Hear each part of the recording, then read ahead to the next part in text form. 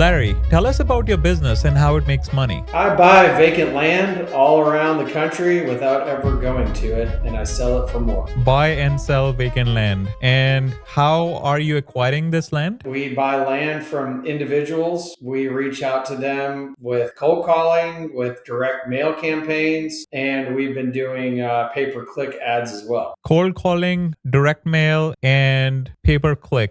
If we draw a pie chart, how would these three acquisition channels, what percentage would it be? I would say if you're just looking at the recent purchases, you're going to be looking at PPC as the first, and then cold calling, and then mail. So it's changed quite a bit. And what are the percentages assigned to each of this piece in the pie? I'd say 50% would be PPC and 25 and 25 for direct mail and cold calling. What was the primary reason? So you started with direct mail. Why did you diversify? I think just a lot of people started getting education from some of the house wholesalers, learning what they're doing. A lot of people jumped into text messaging. I did the same. I didn't really enjoy managing a text messaging person.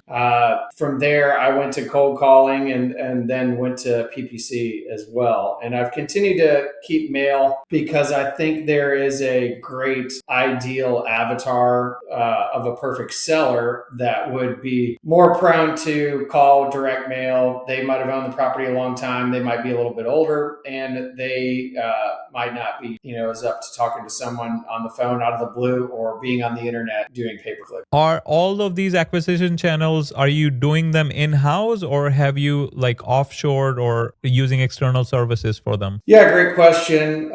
There's a lot of people in this business, kind of like yourself, with a big team, and I'd rather work a little bit more in the business than on the business. I don't really enjoy managing people. So I have an assistant that helps me and does a lot of acquisitions for the mail and mapping and selling some of these properties. But for my marketing channels, I do the direct mail. The cold calling is through a company called Call Motivated Sellers. So I have an American that is overseas, and she does my cold calling. And then my PPC is ran by, I guess you'd call it an agency of some sort, but he does land acquisition as well. So he will negotiate. He won't just send me the lead. He will negotiate on my behalf once I give him feedback, and he will tell me the contact information to send an agreement to. So it's been nice. So PPC, so I'm trying to understand this. So this is essentially Google ads, right? Primarily Google ads? That's right. Yep. So I want to sell my vacant land, all the different keywords that you would expect for someone to be searching, or I inherited land. I don't know. I want to sell it, stuff like that. So this is a marketing agency. So they're just doing PPC campaigns just for your company, or because I know there are some companies, they do it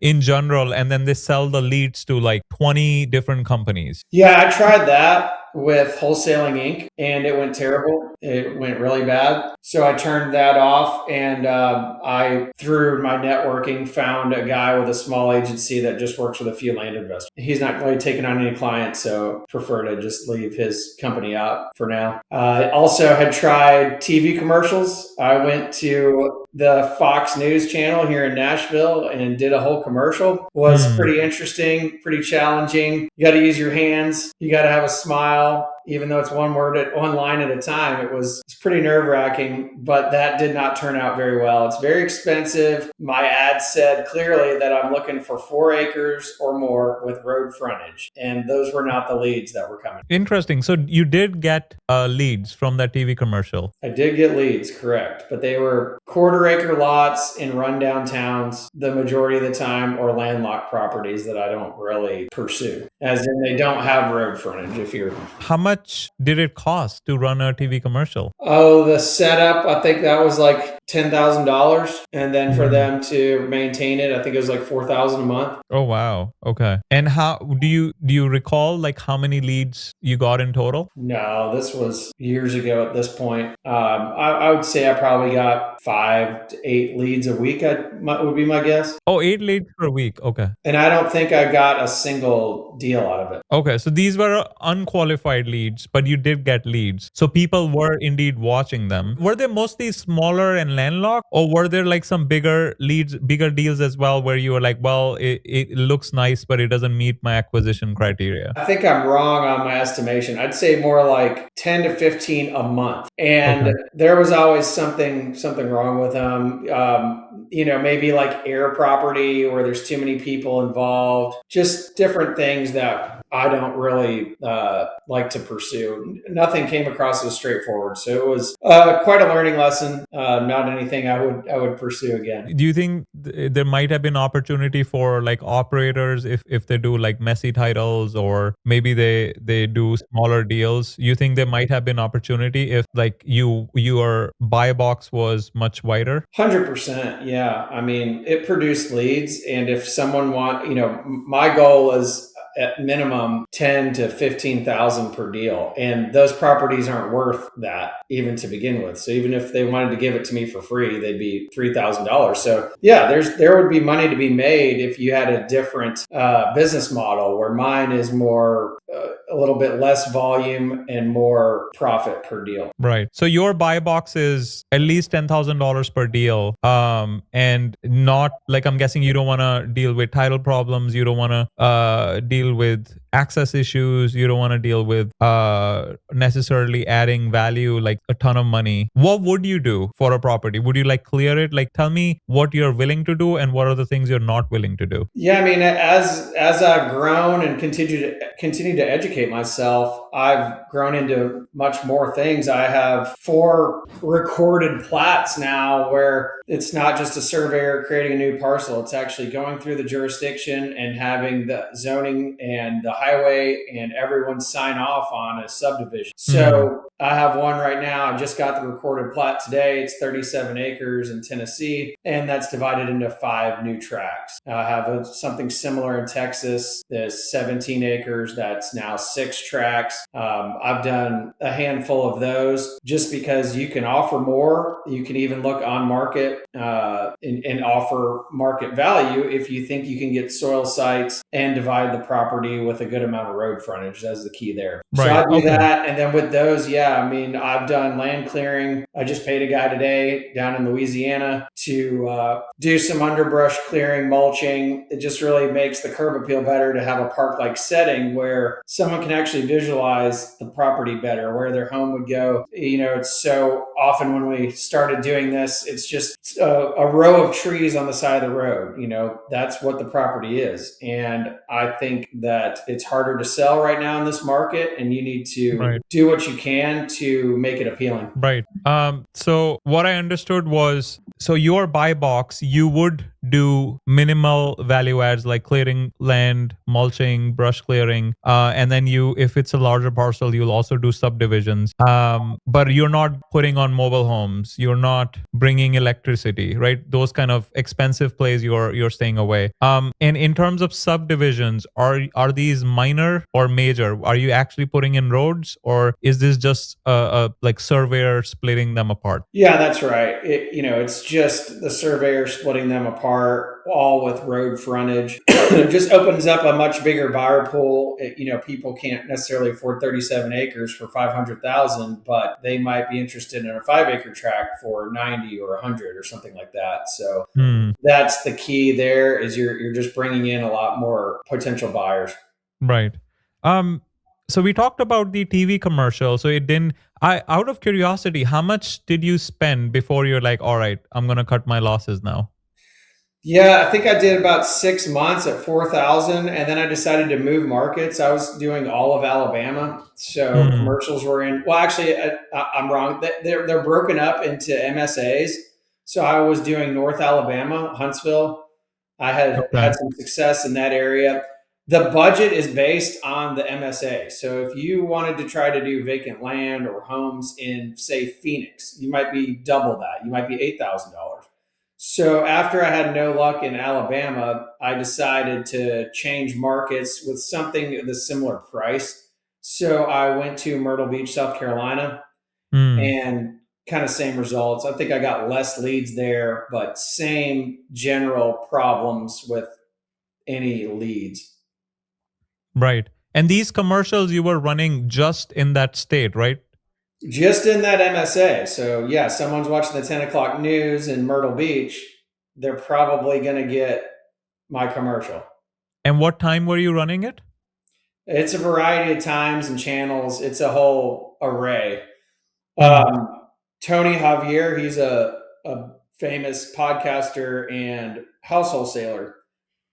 It was through him and his team. Yeah, so it came with a CRM, Go High Level, and Hmm. the leads would come in, and I had it set up where it would also come to my CRM. So it was nice. The beauty of it compared to all these other campaigns like cold calling and mailing. There's no data. Once you film that commercial, you're done.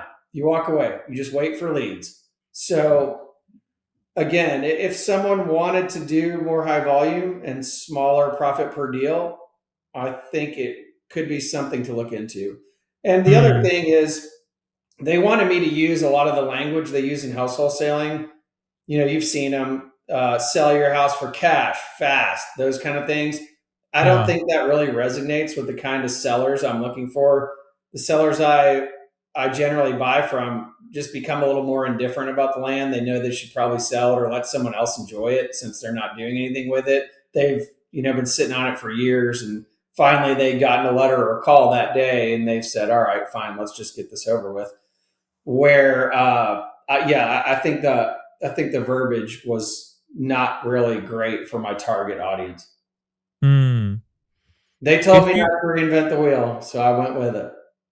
right. If and the creative, the media, did you like film it yourself or did you have to go to a studio? How did that work? Oh yeah, I went to the Fox News channel, so I'm sitting there with these big, huge cameras, like you're on the news, where the meteorologist has a green screen behind him pointing at the storm coming. That's where I was. Yeah. And it was like a question answer type format, or you were just looking at the camera and speaking directly to it? Yeah, looking at the camera line by line. So it wasn't that many lines, but again, I had to do a lot of takes because they'd say, "Oh, you're not smiling. You're not looking friendly and warm, or you're not using your hand gestures. You look like a robot." And I'm like, "Oh my gosh, this is so much harder than I thought." It was Well, crazy. yeah. Well, I wanted to. Well, they wanted to make sure that you get the full bang for your buck, right? That's So, right.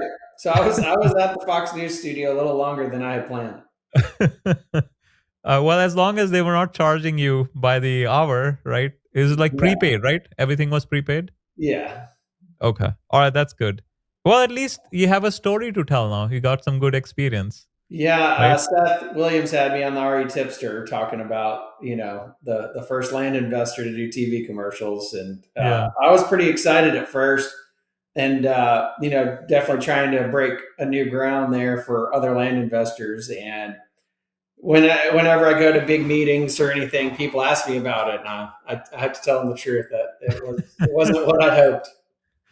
I might be the TV guy, but not anymore.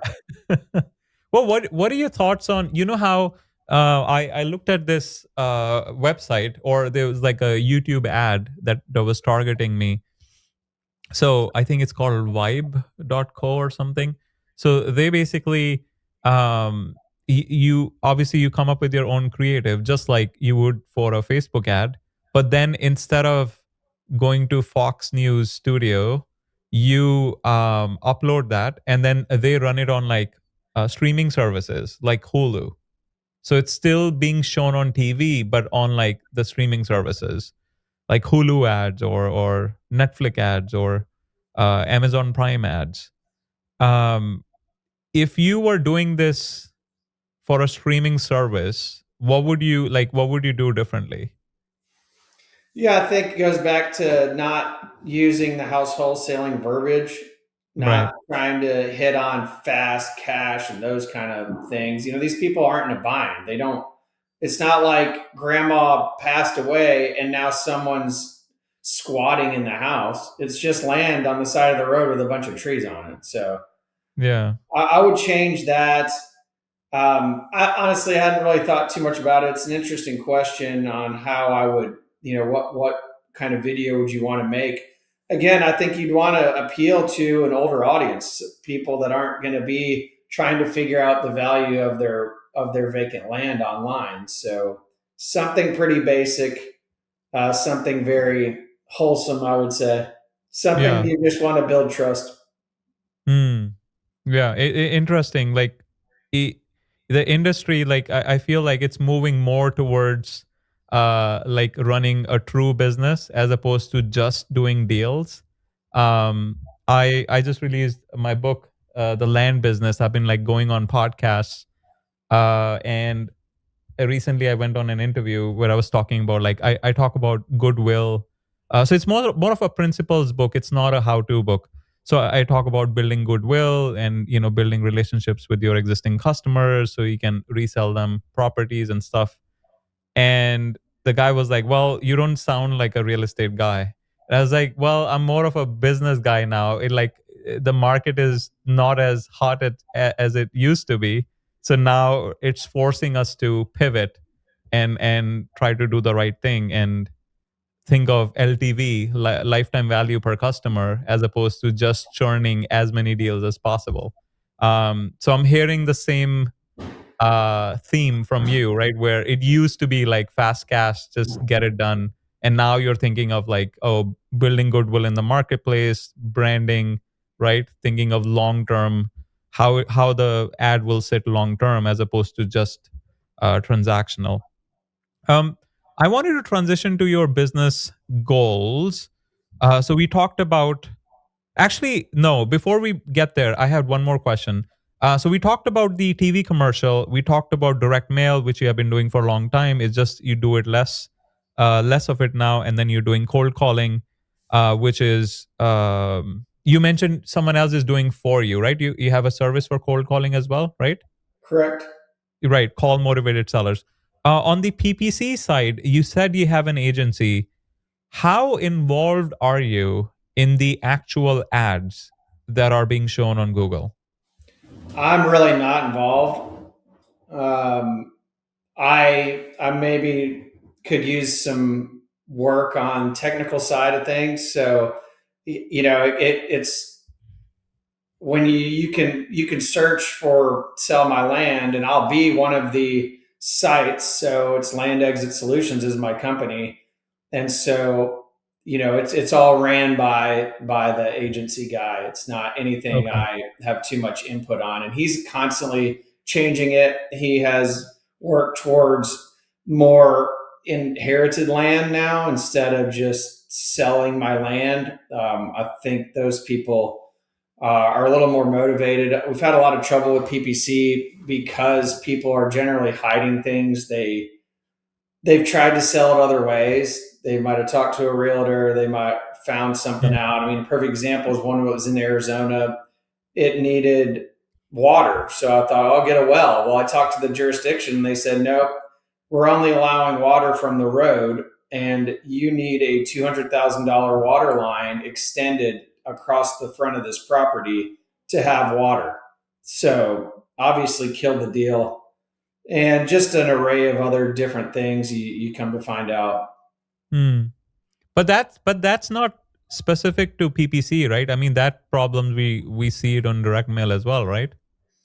Yeah, I think you just have to have your antennas up a little bit more that these people are kind of desperate for a reason that they're going this route, that they're desperately clicking and trying to find a way to sell this land is the way Mm.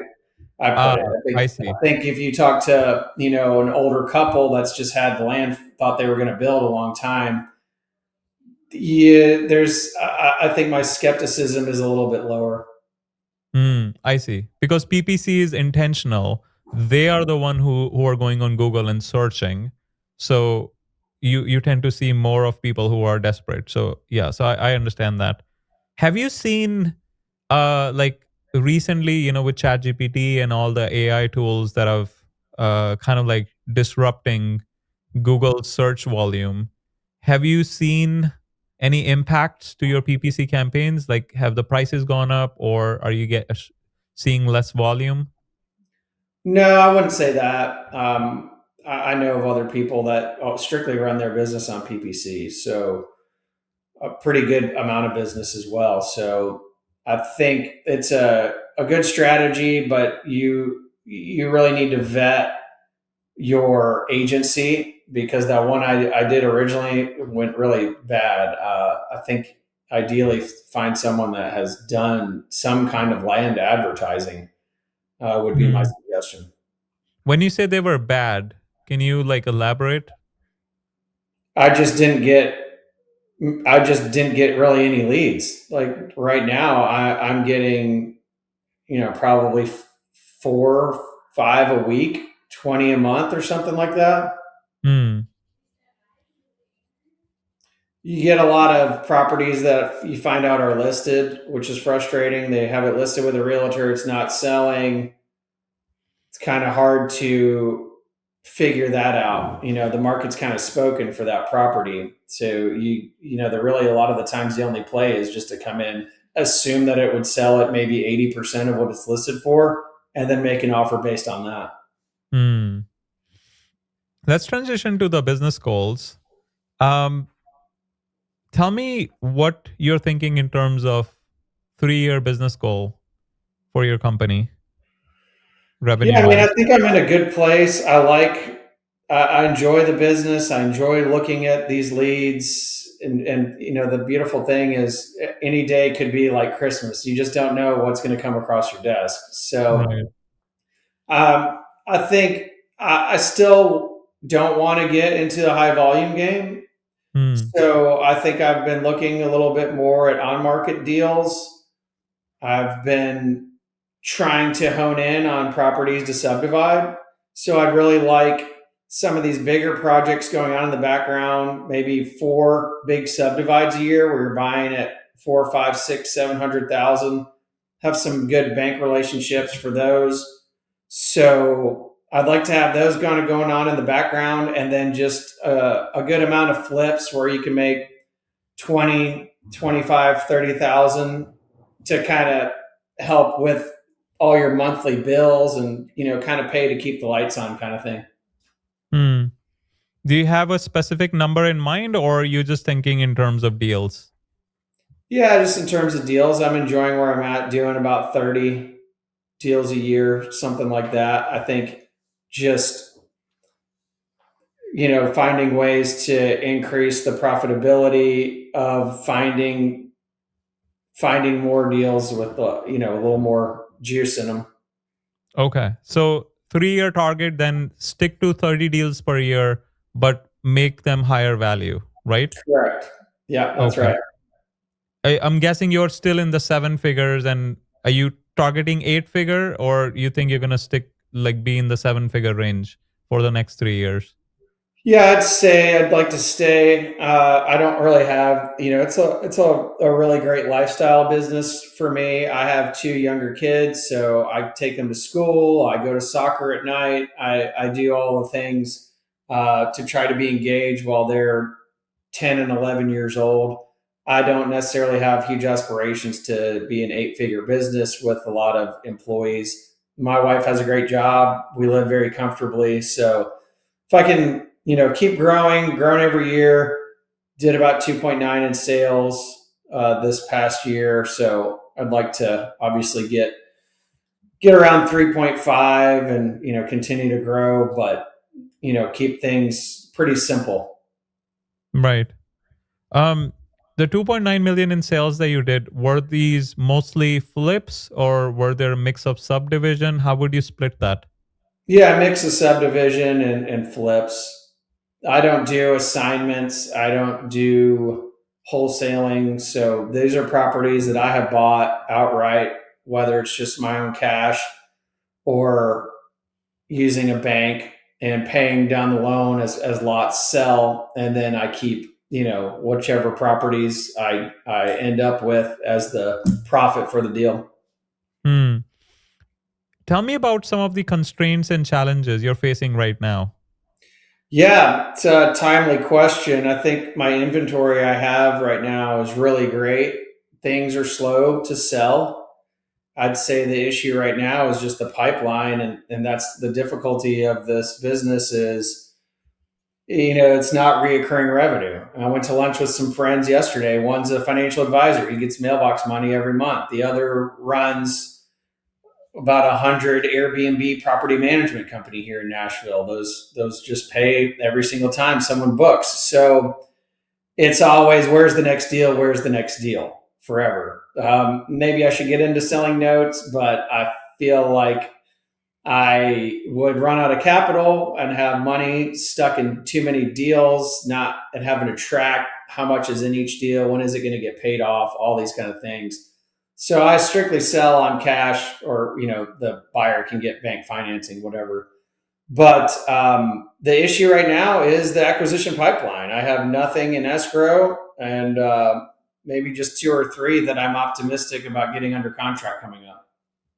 So acquisition pipeline. So you mentioned a bunch of things. So there obviously the disposition is a little bit slower.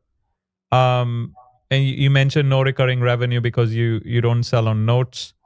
Uh, and the acquisition pipeline. So so what I'm seeing and I'm hearing is buy side is less competition now, because at least on the small and medium flips, because not a lot of people are sending mail anymore, because their existing inventory is like sitting days on market is much longer. For you, since you're doing these bigger subdivision deals, why is it like a mismatch of the expectations? Like the sellers still think it's 2023 and they don't want to sell for a lower price, or is it something else? I would say it's more competition. I think there's a lot of people in the space that are sending a ton. There's just high level operators now. There's not as many, oh, this is a side hustle, because they've learned pretty quick that you can run out of money doing this pretty quick. I mean, I've sent out, what is it, 17,000 letters, or yeah, 17,000 mails. So 3,500 of those are postcards, about 14,000 in letters. Those are arranged offers in different states. So between 40 and 60% of what we think the market value is, and not one deal. Oh wow. So I think that it's mail fatigue. I think a lot of people are using the same software and sending letters to the same properties. They filter out certain criteria that everyone wants, right? They want people that have owned it a long time. They don't want a lot of wetlands. They don't want a very steep slope on the property. They don't want Hmm. someone that necessarily owns a lot of property. That is a strategy to buy portfolios. But for me, those people tend to know the value of the property since they have a bunch of it. Hmm. So I think that, yeah, I think it's fairly saturated. So you got to make the most with every lead you got, and you got to be willing to do those improvements or find a way to force appreciation through subdivision to make some deals work. Hmm. So 17,000 pieces of direct mail. So that comes to like say 9,000 or No, $10,000. 17. 1 7. Yeah, I thought you said 70. No, 17. Yeah. So that's like $10,000 in sending cost, right? Um, and zero deals. How are you thinking of, like, is that the reason why you were saying that you're looking at more on market deals now? Correct. Yeah. Um, Trying different ideas. I have this, postcard with my range offer, so the people are getting a letter with a ranged offer. There's a lot of education in the space where a lot of people just send a standard letter. It's not necessarily very personable. Mine has a picture of me. It's got a little bit about me. It's pretty straightforward, but I'd say that I'm going to have to get more hyper localized. I try to be honest with people. So I have my address as Nashville, but maybe when I'm marketing different areas, if I'm in Minnesota, maybe I need a Minnesota mailing address, and maybe I need a particular letter for a particular area. Even Hmm. letting people know, hey, I own land in this county over on blah blah blah road. Try to build some credibility and get a little bit more focused, because since I began this, it was get as much data as possible, the properties I actually want, and send them a bunch of mail. Let's see what happens. And it doesn't seem to be working currently. Yeah. Um, you mentioned PPC. You mentioned PPC before, where you're saying only 25% of your outbound marketing is now direct No, mail, those are right? just of the past maybe 10 deals that I've purchased. That's Yeah. the breakdown. 50% have been PPC, 25 and 25 for mail and cold calling. Oh, what about the actual spend? How would you split that? Cold calling is about 1960 for 6 weeks. Right. So I'd have to do the math there on No, what no, it no. is As in, for. like, what percentage of your marketing spend went towards cold calling versus direct mail versus PPC? Oh, okay. Yeah. So I'd say just in marketing, I would say my PPC and the acquisition guy, that's 3,500. Cold calling's 1,600, and mail is significantly more, right? I mean, we're Right. talking 17,000 letters divided by 3 months. Yeah, Okay. So you are spending the most on direct mail right now. correct. Because when those leads do come, they are they're just they're just better. They I've already put them through the filter that I'm looking for, right? Right. Yeah.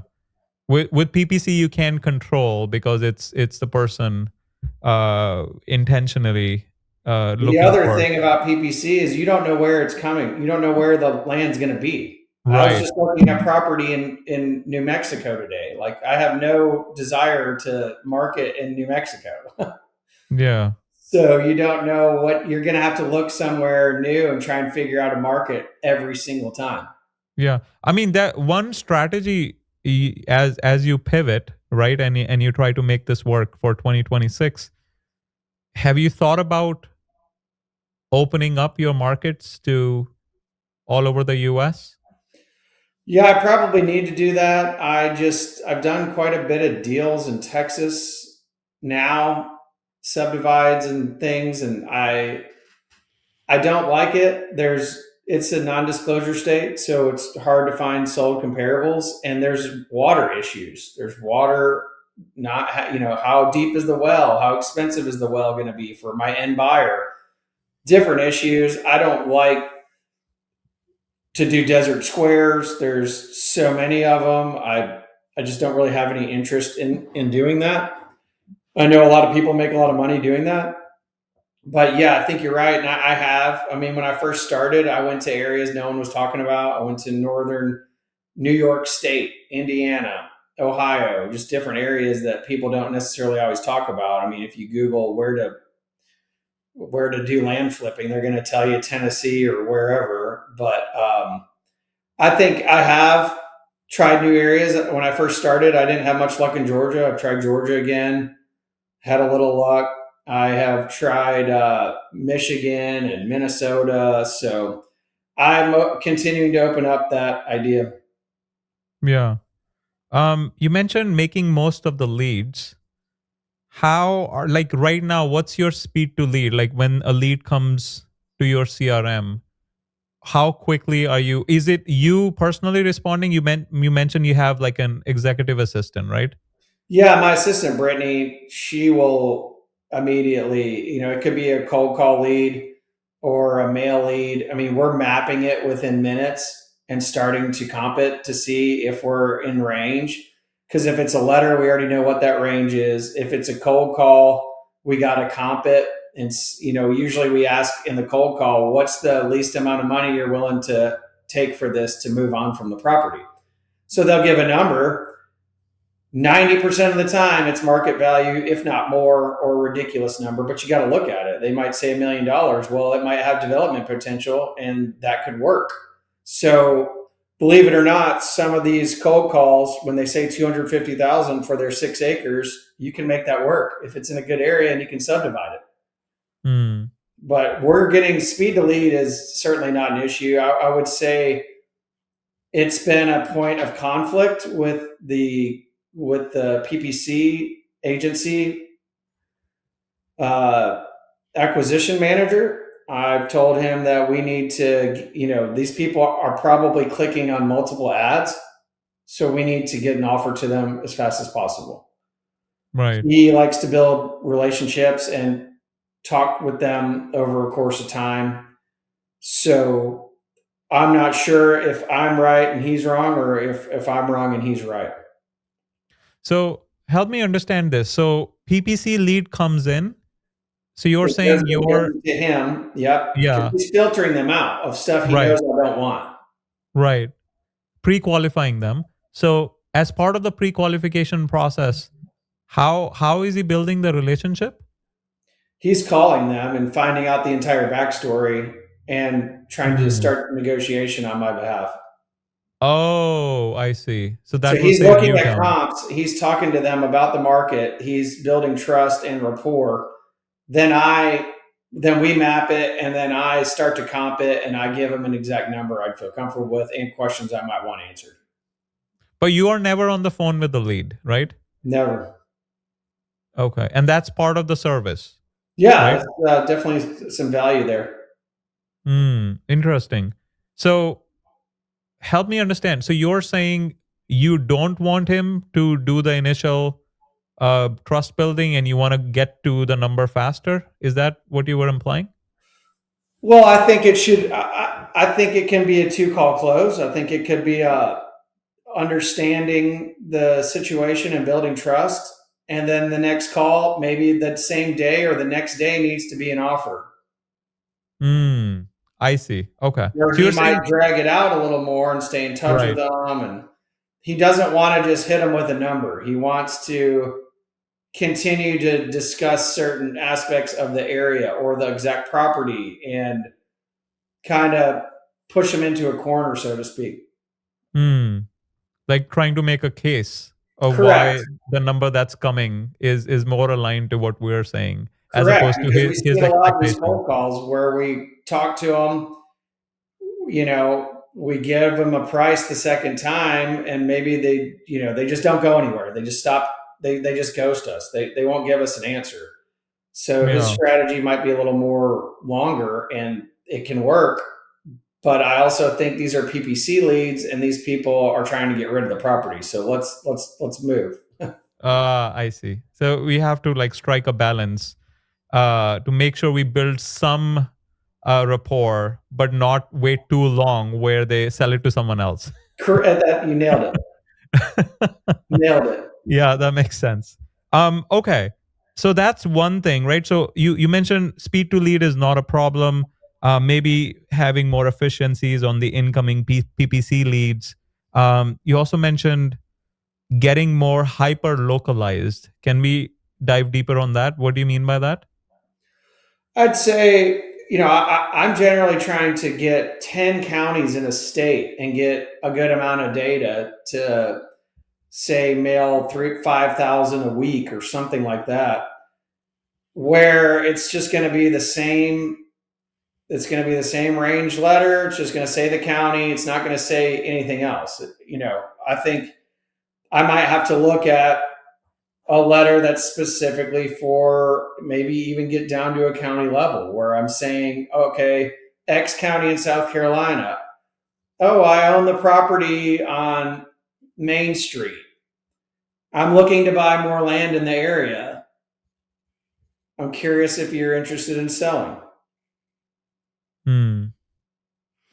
Tell me about you mentioned before that you don't really want to get into the notes business, right? Because then you run out of money faster. You get the cash conversion cycle becomes much longer. Um, have you looked into selling your notes? Like, on the marketplace, there's some marketplaces now where you can sell them, like, and you can maybe give them a discount, like give the investor a discount, say like 15-20%. So you get your cash back much sooner and you can redeploy it. What are Yeah, your I thoughts? think that I've looked into that, but then I tell myself, why am I doing seller financing if I'm just going to sell these notes? So I work with a partner, Eric Shiraga. who will buy a Yeah. note at closing. So I can offer seller financing. I keep the down payment and then 80% of the note. So I generally will try to mark up a price a little bit with a seller, or I mean with a buyer if they want seller financing. But that's a great option to help market the property and offer that. So I'm not completely oblivious to the benefits of selling on terms, and I do offer that on maybe not all properties, but some. Hmm. Okay. Have you tell me about your strategy when you mentioned you're doing more looking at more on market deals right now. How is it different? Like I'm because now you're competing with other retail investors, right? So how has your strategy evolved? Like what are the things you look for differently when you're looking at an on market deal as opposed to looking at an off market deal? Yeah, it's a great question. First of all, I want to be comfortable in the area. Maybe I've even done a deal in that particular area. So I already have like a team. I have a broker. I have a surveyor that I can go to in the area to help me. And then just looking at days on market, has it been sitting for a while? They're probably going to be open to, a lower offer. And then number, the main thing is, does it have the road frontage to do what I need to do? Right. So a lot of these listings, you have to really dig into them. Sometimes they won't show you the exact footprint of the property. You kind of want to find a listing that's not good, right? It's just some trees on the side of the road or something. And you start to dive in and say, oh, actually, this has, a good amount of road frontage. It's 15 acres. Well, I could make 3 5 acre properties. 5 acres in a lot of counties and a lot of states is kind of the sweet spot where it doesn't need to be platted. In other words, it doesn't need to be approved by the jurisdiction. It just requires a surveyor to create those new parcels as long as it has X amount of road frontage and meets the 5 acre minimum criteria. Right. So you're looking at mostly subdivision as the value add. Any other value add plays in the near future that you might get into? No, I've done a lot of education around entitlement and selling to builders. I have not spent enough time looking at those necessarily, where basically the strategy is to tie the property up, get a concept design for it to be a neighborhood, and then go pitch it to builders and hope you can get a builder on board to pay for all of the entitlements and buy the property from you. So you have to have the seller on the hook for 12 to 18 months if it's going to need to be rezoned. And then you have to have a builder that has enough desire to want to be in that area to take it on and pay for all the entitlements. There's a lot of risk involved there. Hmm. So have you tried it, or you're just like off put by the strategy and how many moving pieces there are? I have one under contract. It's been probably a year. It's still under contract. It's got some crazy easement from a adjoining golf course on it. But that's exactly what I did. I got it under contract for a long time based on, the earnest money is going to go when it's been rezoned, when, it meets these certain criteria. And it's kind of at a standstill just because we don't think we can get this easement lifted, and the land use attorney has been slow to get back to my sellers. So I think it's a lot of whale hunting, and you can go broke, but you can also make seven figures. And I know a handful of people that have done it. So it's in the back of my mind. I'm glad I have the education on it. When I look at a parcel and I see neighborhoods and sewer, I have a different mindset of what this could be and how to underwrite what kind of lot, what kind of yield, what I could expect a builder to pay. And so it's a tool in my toolkit. Right. So tell me about that deal. So I'm guessing you're working with this land use attorney to get that easement thing resolved. Um, so how much money have you put in the deal already, and what happens if you are not able to resolve this issue and not find an end developer? Yeah, great question. I have put zero money into it. Okay. The second that I got it under contract, I reached out to a builder that I had already known from something else I had tried to present. And he said, yeah, I want it. Let's do townhomes. and put it under contract with him. It's not a home run. I was make a couple $100,000 when it was done, not the seven figures that you hear about, but it's been a good learning experience. Just kind of getting reps under my belt, because if I'm able to find more of those, and I needed to, find a home run that I'm going to pay for the entitlements, I know it's going to be great, and I want to raise money, I want to have some experience under my belt. Also, this one, it will, you get paid at closing, right? It's a double close with the builder. It is a double close. Did it happen already, or is it going to happen after this issue is resolved? If the issue is resolved, well, we also have the golf course owner has the councilwoman in his back pocket, and she says, "I'm not doing anything that the golf course doesn't want there," and he's trying to stop us from doing this. So, it's not done yet. We're trying to, again, there's an easement on it for a golf course driving range, and the range is not really functional. There's a huge water basin right there. So we're trying to make an argument that, and he also built townhomes there. So we're making an argument that he's already negated that easement, and that we should have an angle to, have it taken out. But we've also met with that owner, and he said, "No, I won't do anything." He won't even give us a price to have it removed. So it's not looking great right now. But if the land use attorney says, yes, this is 100%, we can get this done, it's going to be back on track, and yes, the builder still wants it, it could work. How can the land use attorney force? Is there a way to force them to come to the table? It's not. No, it would be a case that they would have of why it's no longer viable. Why the original case for the easement has been, no longer, what they had originally intended it for. I see. Because in general, my understanding of an easement was like, once it's on the record, like it's on the record, like you can't like undo it. Unless, of course, I'm guessing there's like a lawsuit, and you have the. It would be a lawsuit, and the hope would either be that now that the owner will come to the table for us, Right. to say, yeah, okay, $50,000 or $25,000. I don't want to have to go through litigation on this. Right. Why doesn't he want to sell? The golf course guy doesn't want to sell the easement, yeah.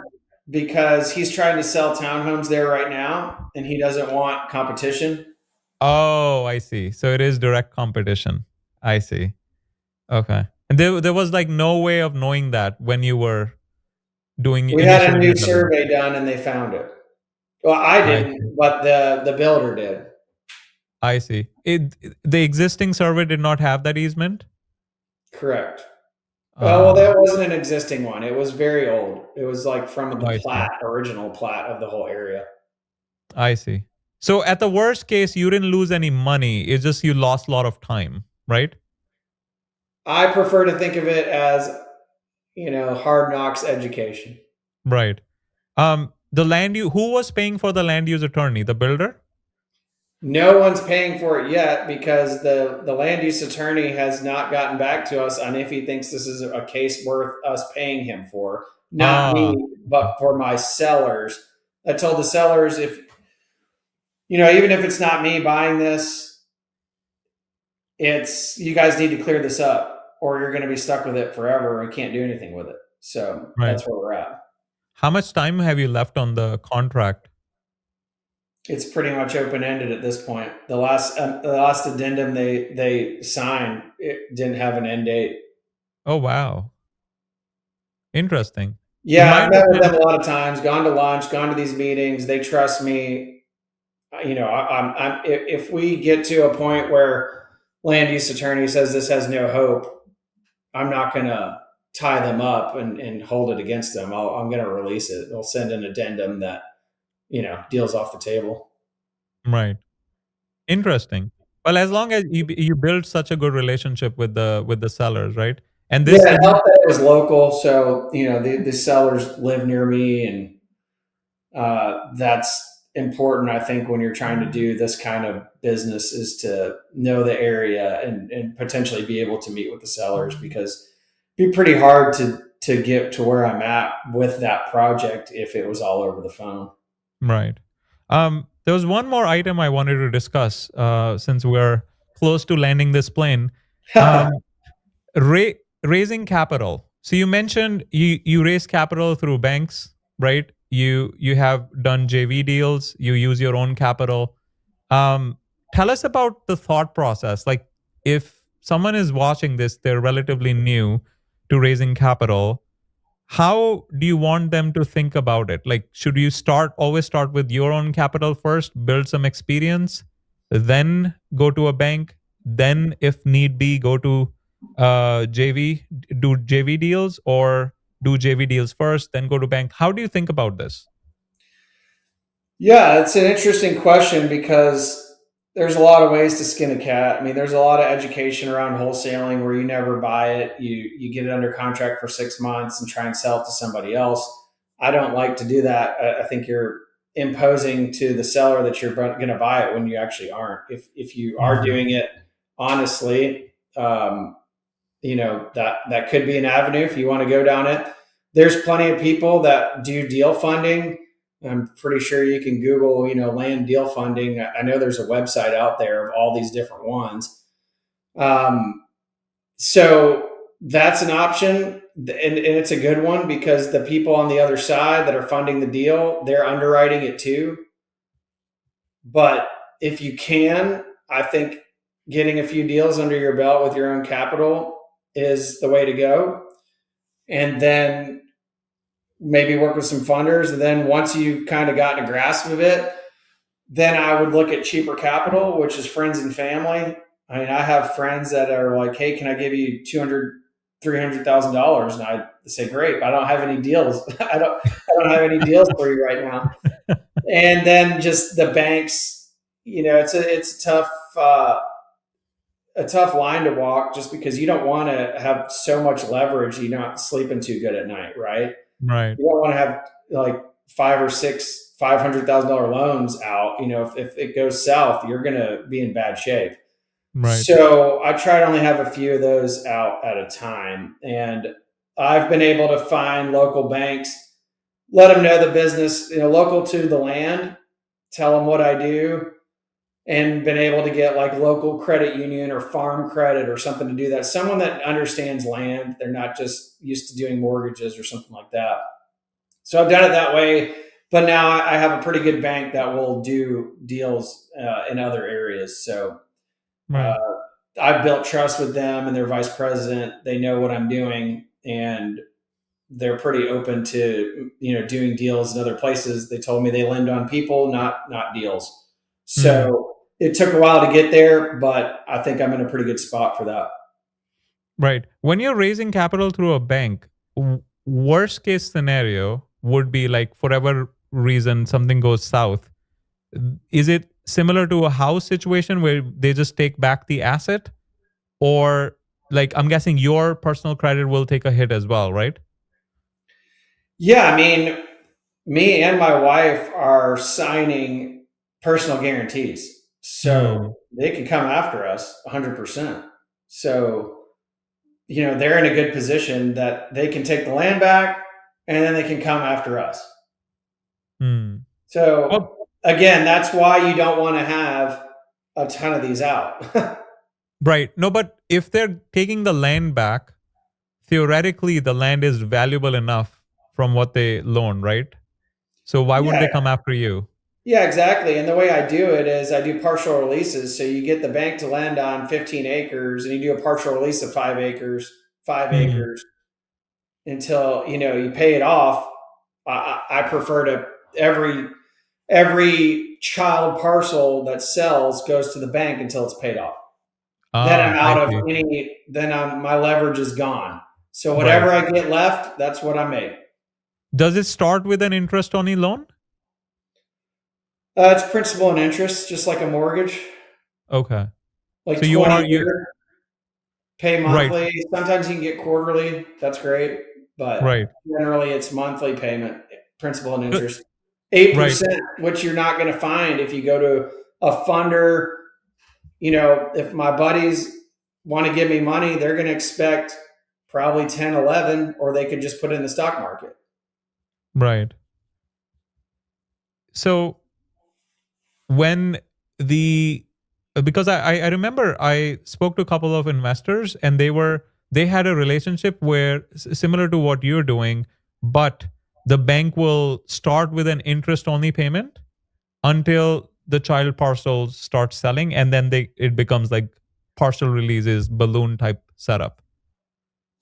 I So think I bet you could find that. I wouldn't be surprised, but I think maybe if they're more used to land, or and that's a good something for me to bring up with that bank that just now told me, recently that I could go anywhere and do it, is bring up that.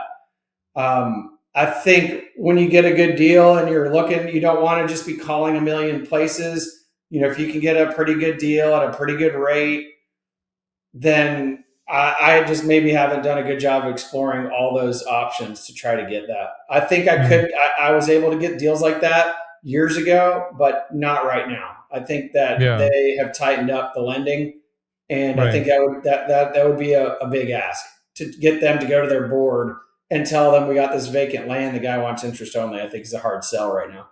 Yeah. I mean, yeah, because you're off the hook right away, right? You take out $300,000 and now you're starting your first payment is like next month, right?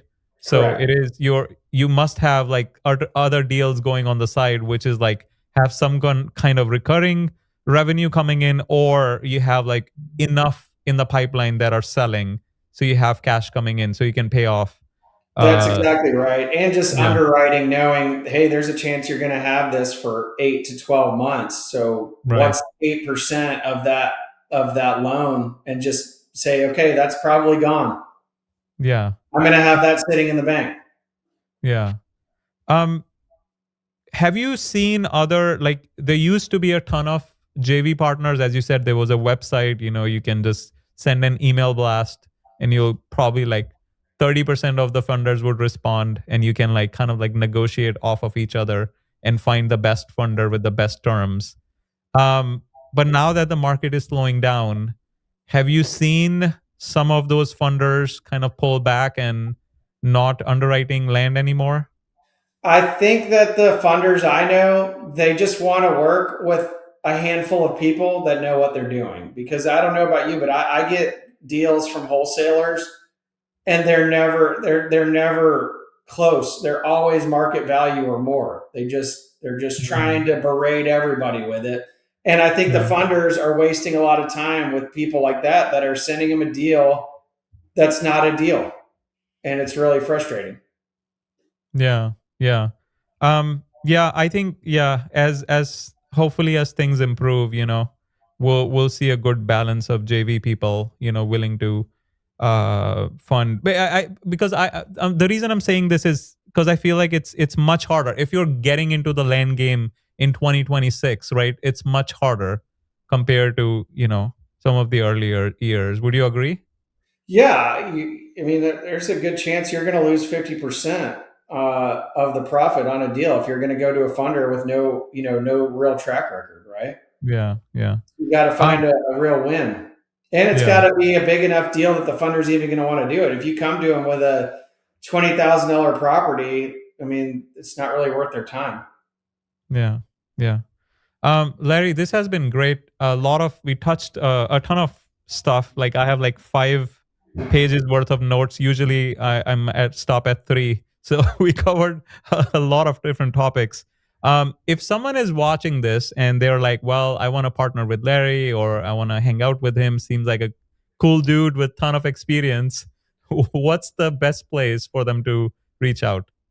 Yeah, you know, my company is Land Exit Solutions. So I'm on Facebook. I'm on LinkedIn, Instagram, anywhere. My email is just Larry at Land Exit Solutions. I always have my email up. So I'm always happy to kind of talk shop with people, look at deals. Always interested to partner. If someone's got something big and doesn't know what to do, or just doesn't know what they don't know, I feel like spending time with people, helping them out, it always comes back around. So always happy to chat, and love to do a deal with somebody that has something interesting. Yeah, that's a great attitude. Larry, thank you once again for spending time on our show. I really appreciate it. Had a blast, Abi. Thanks so much, buddy.